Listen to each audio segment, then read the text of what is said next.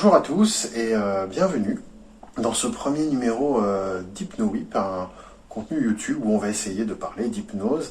Alors, je vais essayer dans cet épisode 0, qui est un petit peu un pilote, de vous pitcher le principe de la chaîne. Il s'agit en fait de répondre avec mon expérience à moi à cette question qui est l'hypnose, par où commencer? Alors par où commencer? Pourquoi? Parce que généralement quand on s'intéresse à l'hypnose, les premières fois, on est confronté à une expérience hypnotique en étant soi-même sujet ou en assistant à quelque chose. Chez certaines personnes, ça fait naître une forme de fascination et d'envie d'aller voir plus loin.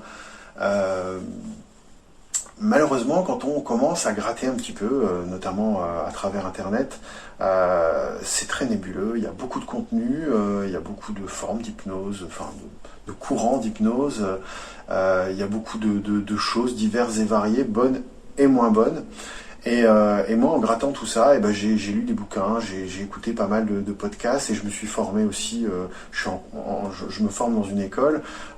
Et donc, je voulais apporter un peu cette expérience-là pour dégrossir un petit peu ces questions qu'on se pose au départ.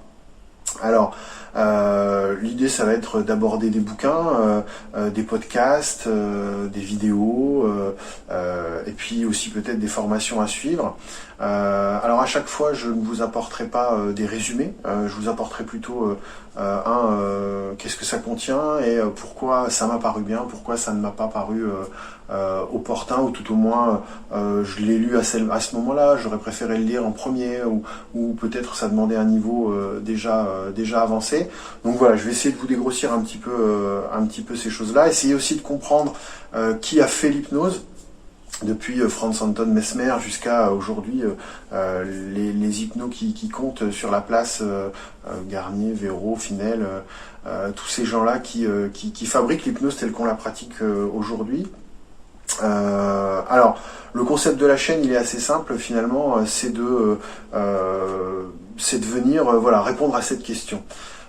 Pourquoi HypnoWhip? Parce que Hypno Work in Progress, parce que j'ai acquis la certitude qu'on est éternellement en recherche et en progression. C'est une pratique qui doit sans cesse être interrogée, questionnée, élaguée.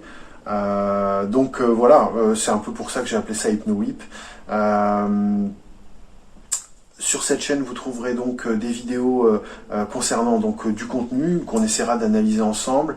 On parlera également aussi d'auto-hypnose, de techniques d'auto-hypnose, puisque moi j'en ai fait une pratique que j'ai intégrée à mon quotidien et qui m'aide beaucoup en développement personnel.